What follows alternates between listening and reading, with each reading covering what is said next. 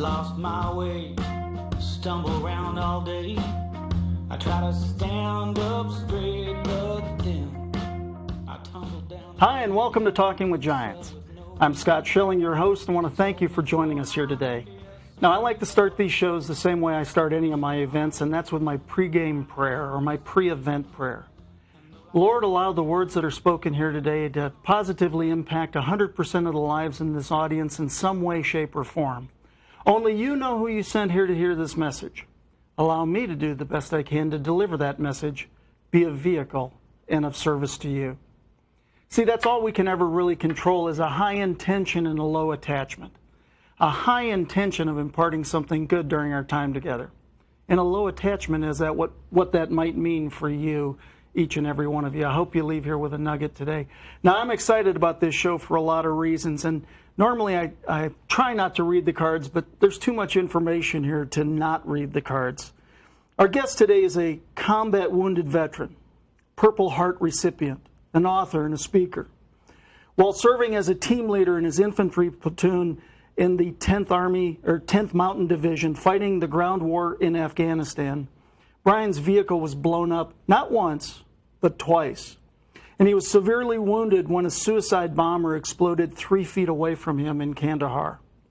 After enduring 14 months of painful burn treatments, rehabilitation, and reconstructive surgery, Brian knows exactly what it takes to overcome relentless and overwhelming challenges in both life and in business.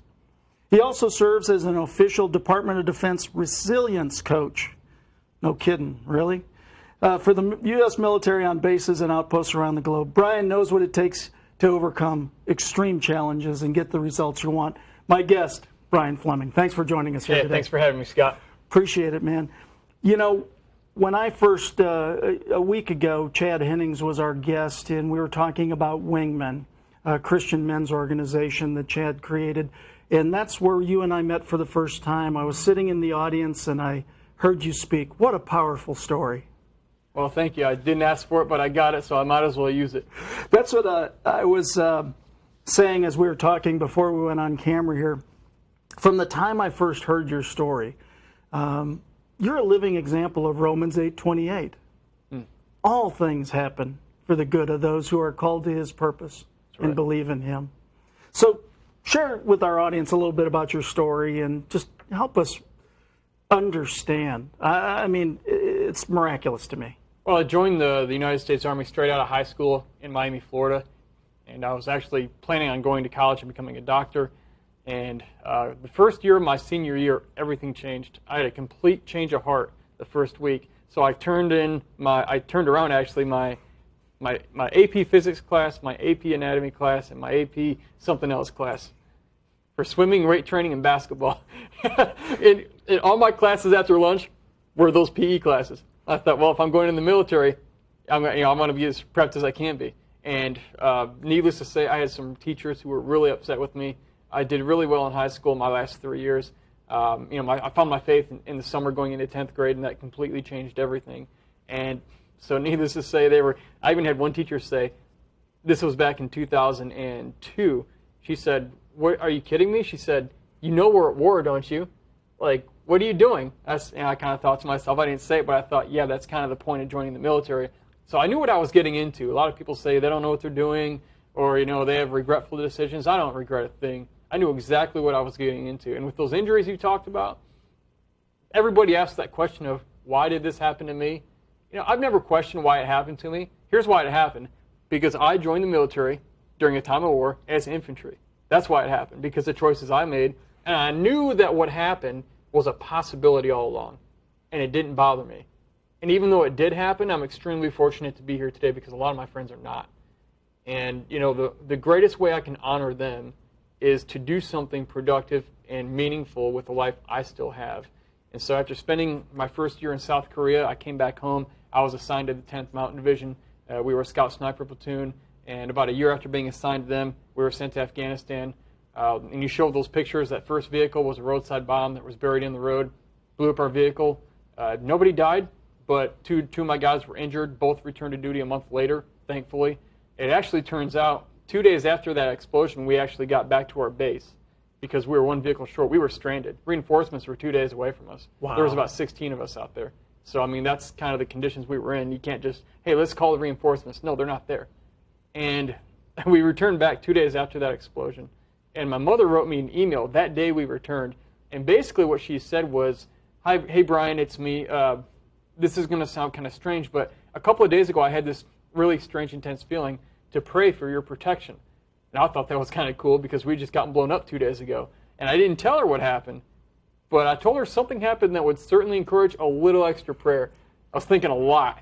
Well, it's funny. I always tell people that God tells women everything, and they laugh. And I'm kind of joking, but I'm not, because there was that second explosion, the suicide bomber. He pulled right out in front of my vehicle. My driver went to pass him on the left, like you do going down the interstate, and I was in the front passenger seat. As we got right up next to him, he hit the clicker and blew the entire minivan into 10,000 pieces, including himself. He was the only one to die that day. But what's interesting is that my wife, on the 4th of July, 2.5 weeks prior to that, she was right here in Dallas-Fort Worth with her family for the patriotic weekend. And she was praying, "God, bring Brian home in the end of July," specifically. Because there were rumors going around that we were either getting extended 90 days or coming home in the end of July. I was blown up on the 24th of July by that suicide bomber. I arrived in San Antonio, Texas at Brooke Army Medical Center the night of July 27th, the end of July. So all I know is God answers prayer. I just ask my wife to be a little bit more specific. More specific along next with time it. she's thinking of me. But you know what? I've never had a better life since almost losing it. I've never been through more pain than that experience, but my life has never been better. My faith and everything went from playing small to the big leagues in that moment, because that was, it's like, you always hear the story about the refiner's fire. Things, when they're put into the fire, all the impurities are drawn out. And trust me, I'm a very still impure person. I try not to be. I'm human, all right? But so many things that I was doing wrong in life, or the things that were the wrong way of thinking, were drawn out of me, and I realized what was most important in life. And God gave me a story to tell people. And the reason he gave me that story to come through, the reason he kept me here, I believe, is to help other people rediscover their voice and redeem their story after going through hard things. Well, first and foremost, thank you for your service and sacrifice and everything you were through. Again, it just is phenomenal to me, totally miraculous. Certainly, again, we tend to say it every show, God's plan and timing is perfect. And I used to teach that while his plan and timing is perfect, we can rarely understand it. I don't teach it that way anymore. I now teach God's plan and timing is perfect, and I'm going to suggest you can never understand it. Yeah, never. It's just so it's just so out there sometimes. We tend to have to go through so many different things. Now, you said that you really found your faith summer of 10th grade, and so that shifted your thinking and then led you towards the shift or the was it a duty thing with faith that kind of gave you that impetus towards the military, or how did that all come about? It was a couple of things. One, I studied really hard in high school, and I was really burned out in studying. I wasn't looking forward to going straight to college and racking my brain even more yet. I needed some sort of hiatus, some sort of break, and that was sort of combined with the fact this was post 9/11. I've been around the world several times now, but even back then I'd been around the world a few times before my senior year. And what I realized is that there are a lot of great places in the world, but still, like, you can say what you want about America, we're still the exception. You can talk about our debt, you can talk about how immoral we are. Yeah, we do a lot of wrong things. Every country has that. But there's still a reason people are trying to come illegally through our borders. And it's not because we're so awful and it's such an awful place to be. I realize that America still is the exception. And personally, I'm not saying anybody else should ever feel this way, but for me, I never wanted anybody to be able to say about me that I have the rights and freedoms I do because better people than me died for it. And it's sort of combined with the fact that I didn't have much of a male positive role model growing up to guide me into manhood. We've lost that in Western culture completely. One of the problems with our youth, with our young men, is that they don't know what a man looks like. And I knew for me, I didn't know this then, but I know it now, being in my 30s. I know now that one thing that drove me to the military was that question, am I a man? I had to find some sort of validation. And people say, well, you can find your identity in God. Well, in large part I have. But there was a piece of me that wasn't, I needed something that was going to prove I had what it took, that I was a man. And I figured at that point in my life, well, you know, if I go in the military and go to war, at nothing else, at least I've got that under my belt, because I just didn't know. So yeah, again, I just totally respect that, and I happen to be in that age group that fortunately missed conflicts and missed a variety of different things. It's absolutely fortunate. I wish we didn't have to do it. Totally. Yeah. I don't think anybody does, quite frankly. You know, it would be. I said it to a friend one time. I said, "Can't we just all get along?" He goes, "No, we're just not wired that way." No. That's just crazy. It makes no sense. Anyway, sorry. You're right. It doesn't. A little divergence there. So I can't. So how? I mean, I know you were present as the suicide bomber came around you, but how present? I mean, did you really recognize that there was the potential, or for something like that, or? Well, the potential's always there. Yeah. And you know, car bombs are nothing that are no stranger in the Middle East, especially in Afghanistan. They're weapons you can't predict, and so they're very easy to conceal. You know, weapons and bombs and all that. I actually don't remember it happening. The first thing I remember is waking up in a ditch on the side of the road. It was like you and I talking right here, and then in the blink of an eye, suddenly, if you imagine right now blinking your eyes, and when you open your eyes, you're laying in a ditch. You have no idea what happened. I didn't know how I got there.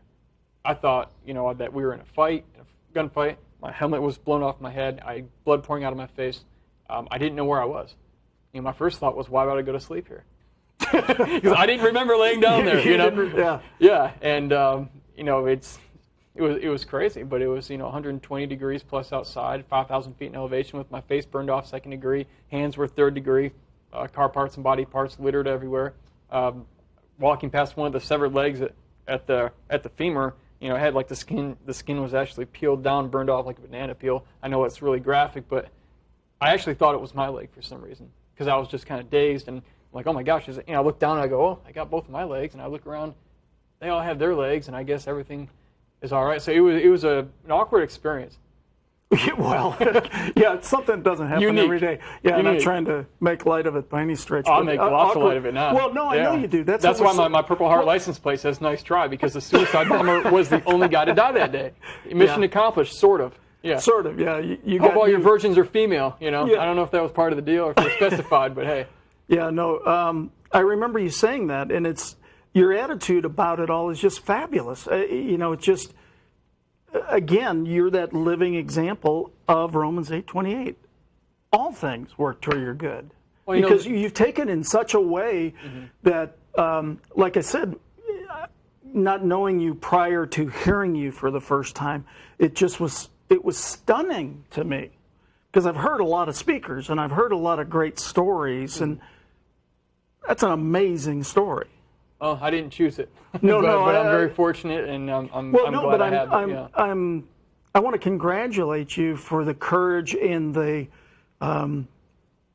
how you're taking it and using it for the benefit of other people. You know, you asked me prior to going on camera, what's this show all about? Well, it's really about hope and inspiration. It's about Jeremiah 29:11. You know, for I know the plans I have for you, declares the Lord, plans to prosper you, not to harm you, to give you hope and a future. Yeah. You know, we all have that future. We tend not to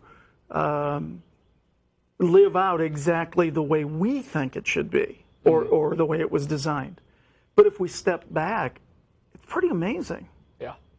And so for you to go through what you've gone through is just phenomenal. So what was that 14 months had to be, you had to call on your faith, I'm sure, a few times. No, absolutely. I mean, 14 months of reconstructive surgery, burn treatment, hospitalization, in and out, inpatient, outpatient, scraping my skin off with razor blades while I was awake and conscious.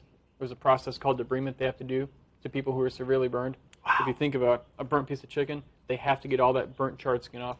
And they do it with razor blades and pliers and pinchers, and they keep you awake through it. And people say that's ridiculous, they'd put you under. No, they don't, because they're afraid if they put you under too many times, they usually have to do it multiple times, they're afraid you'll slip into a coma and not wake up. But they also have to do it fast, because you can go into shock from the pain. And so the nurse walked in and said, hey, we need to clean you up. And I said, okay, great. I hadn't showered in a week, and it was 120 degrees in Kandahar. I'm like, yes, a shower. Well, he looked at me and he said, Sergeant Fleming, we're going to do this as quickly as possible, so it'll be as painless as possible. And I didn't know what he was talking about. And that's when him and about 3 other nurses all pulled out those razor blades. And that was the moment in my life I prayed to die. And most guys don't want to admit they have a breaking point, but everybody has one. And being filleted alive to save my life, that was pretty much it. And I had friends who were burned far worse than I was, and they had to endure that on all their body, not just their hands, face, and neck. And so I don't compare things there, but that's just my experience. And I really didn't ask the question of why. I think the question of why is a waste of time, because even if I knew deeply, spiritually, ultimately why something happened, it doesn't change what happened. You can't turn back the hands of time. The best question to ask is the question of what. What can I do with this? And it's so interesting. We'll have opportunities in front of us, opportunities that serve us and serve other people to make a difference in the world. And if you're asking the wrong question, you'll miss what's right in front of you. It's like from me to you. You'll miss it. But if you're asking the right question, you'll see all of them. And it's like I always say, it's like people are always looking for all the right answers, but they're asking all the wrong questions. When you ask the right questions, the good right questions, you'll start making significant progress in your recovery or down your path, wherever it is you're trying to go. And really, if people ask all the time, what was the one thing? There wasn't one thing that got me through this. I learned that my coping mechanism is sarcasm. All right? I have fun with things. I like to laugh. I'm easily entertained. I still do. So it's like, I have a T-shirt that says "Got shrapnel." Because we got blown up a couple times. Well, and your email address and your website. Blownupguy.com. Blownupguy.com. It just made sense. Yeah. I wasn't a snazzy marketer or nothing back then. I just thought, well, people always forget my name, but they always go, hey, aren't you that guy who got blown up? And I'm one of thousands of guys, but I just bought the website for $9. It's great marketing. It's turned out to be incredible. Yeah, I didn't even know what I was doing at the time. Yeah. Well, no. Again, I think that it's really interesting. My wife and I just got back from a trip, and we were in New Orleans, and we saw portions of the city that are still destroyed. Oh yeah. Right, and so what you're saying about the U.S. and how fortunate we are, and how unique this opportunity is. There's always somebody whose situation is lesser than yours. Absolutely. And it's amazing to me. I think we're at a great turning point in our society. Mm-hmm. We need positive, hope-filled, inspirational, not just rah-rah, not phony. I can't stand those guys. I live in the speaking world, I guess. Yeah. But it's the true, It's authenticity. It's heartfelt. Yeah. I had a guy write me a Facebook message today. He was in the Air Force, and I spoke to him last weekend in Georgia. And he said, I didn't put this on Facebook, he said, but there's so many fake people out there. I'm not saying this to glorify me, but he said, thank you so much for just being raw and being real. And I like what you're saying, because we live in a society who's had all the, can I say BS? Sure. Shoveled to them. BS. Bad strategies. Bad strategies. That's right. I don't know what you thought it meant. But they've had all that shoved in their way and shoved down their throat, and it's like nobody buys that stuff anymore. Right. People just want other real human beings that actually they can relate to, that have actually made it. They've made it, and they're just like you, and they're not so good that they're sort of above you. I can't stand the speakers when they come, and then they get off stage, and then you can't find them. It's like these people gave you like an hour of their time. Get your butt out there and talk to them. Like you said something that could have changed some lives. Like, be real to these people. That's what people seek, is what's real and genuine and authentic. If you want to make a greater difference in people's lives, that's how you do it. Totally agree. Again, in the speaking industry, I've been very fortunate to do thousands of events. And absolutely. Speak to close to 1 million people. But the one thing that the greatest compliment is, you're just a good guy. Gosh, I didn't realize. And again, No, it's exactly what you're saying. It's walking as Jesus asked us to walk. That's right. I was speaking in Singapore, and I shared a message, and at the end there were 4 Muslim women that came up to me and said, "Can we get our picture made with you?" And I said, "That'd be an honor." But I said, "I didn't think you did a lot of that." And they said, "No, we don't. Yeah, they do. But we only take pictures of things and people we want to honor." And I said, "Well, that's awesome. Why would you want to honor me?" And they said, "Because you made us cry." And I said, well, that's a really strange reason. And they said, right there. Yeah. I said, can I ask what I did? And they said, you encouraged us to have faith. You didn't try to convert us. For that we honor you. Mm. And so I've told this story from stage and now here on the show I love that. many times. What if those 4 Muslim women were married to the worst terrorists in Southeast Asia? Now, I got no way to prove this, no way to disprove this. Yeah. What if they went home and said, we met one Christian and one Westerner? Not so bad. And what if, because of that, some heinous act was either not done or lessened? Again, I got no way to prove it, no way to disprove it. It's influence, though. What if we were just all the living example Jesus has asked us to be? Yeah. See, and that's what I see in you. I mean, I really do. Like I say, from the day we met, I see this living example of a guy that was persecuted. I mean, by a roadside bomber. I mean, a suicide bomber trying to. And you're right. Mission accomplished. He's gone. Yeah. You're here. Well, his God told him to, give himself and his son as a sacrifice, as a suicide bomber, like my original mentor always says. But God said, "I'll give you, Jesus, my son, as a sacrifice for you." There's a very big difference between what we believe. There's no correlation. Yeah, no, I mean, it's self-sacrifice. It's absolutely awesome. Man, the time is just flying by. I want to talk about the new program you're going to launch. Sure. Because you're calling it Use Your Story, and you do an amazing job of using your story. So tell everybody about that a little bit. Well, over the past decade, I've had the real privilege of traveling all over the world speaking, just like you have, but I've been doing it for probably a third of the time you have. And you're saying I'm old? I mean, you're only 3 years older than me, but one of the big things I always get people saying, like, because people say stuff and they ask, well, there's always, hey, that's great, hey, we took this away, but then there's always that unique crowd of people that say, I have a story too, but I have no idea where to begin. I want to tell it, but I don't know where to start. Yeah. What will people think of me? Or what's the first step? Or my story's so big, I don't even know which part to talk about, and if so, who would even want to hear it? Well, we are launching useyourstory.com, where I teach people how to make a difference in an income sharing their story with the world. And basically, it's the program I wish I would have had 10 years ago starting out. My first mentor was amazing. He helped me greatly with touching people's lives, teaching them about the lessons I learned through my experiences. One thing I really struggled with in the beginning, though, was really, I don't want this to sound bad, but the business side. It's because I don't care what kind of effort you have, if you have something that can help people, you've got to have a business behind it to make it possible. That's what makes everything possible. We can't sit here without the money to fund this program, or it would eventually run out. And so Use Your Story teaches other people how they can take I took one piece of my life. I don't have a college degree. I dropped out 2.5 years in with a 4.0, by the way. So it wasn't because I was dumb or I couldn't hack it, but my speaking took off, my business. Sure. And so I took one life experience, one piece of my life experience, and built a career based on it, on that message. And I know how much it's changed my life and the influence it's had in so many other people's lives. What if I had only 100 people over my lifetime that did only as much as I've done in the next 10 years? I think we could eradicate terrorism. Well, one of the things that is always amazing to me, and I teach it a lot in when I'm sales training, that two telling two telling two telling two.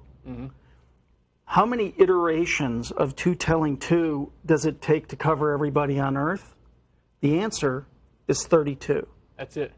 It's only 32 times. I didn't know that. That's amazing. Yeah, it actually takes us to about 6.4 billion, so it might be 32 and a half. 32 and a half, 32 statistically. And a half, statistically now, because, we keep on having kids. That's for those 2.5 children you had. That's exactly it.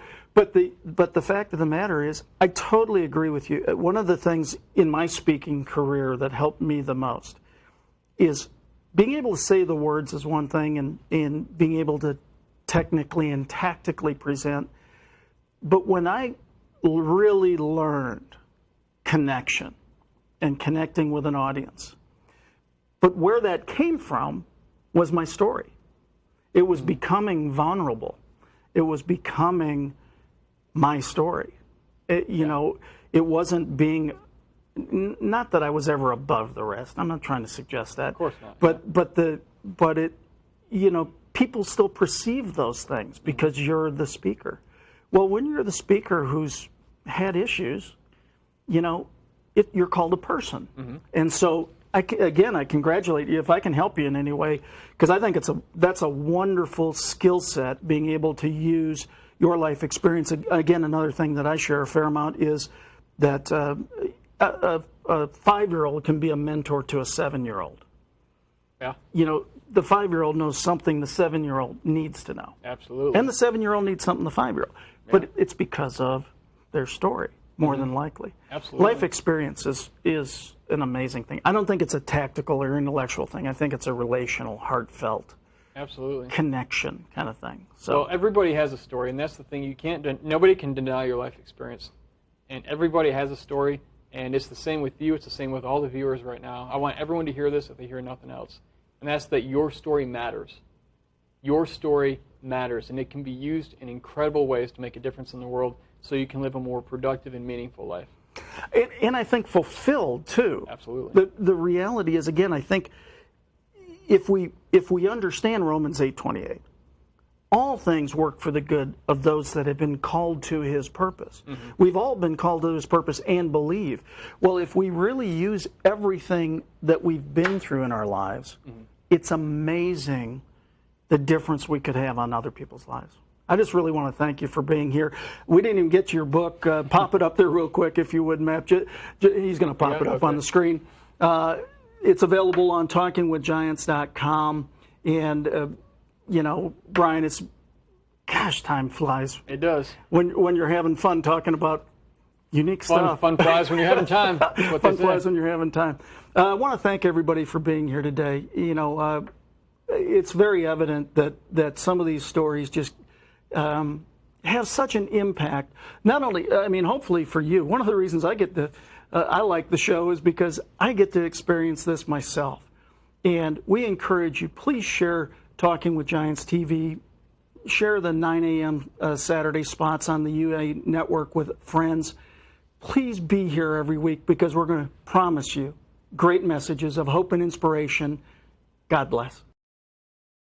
Hi, this is Scott Schilling, your host for Talking with Giants. Recently, I discovered that somewhere around the world, a child dies every 5 seconds due to malnutrition, the lack of access to clean drinking water, or insect-borne diseases. It's a human tragedy that's so easy to prevent. In fact, when I began looking into what people like you and me can do, I discovered a company who's sending life-saving products to the world's most needy children and their communities. World Impact Solutions is dedicated to address these issues head-on. Could you join me in this mission? Simply go to WISSavesLives.com and purchase any or all of the life-saving products in any quantity. World Impact Solutions will make sure that children in more than 70 countries will benefit from your generosity. I know I can count on you. World Impact Solutions makes it simple.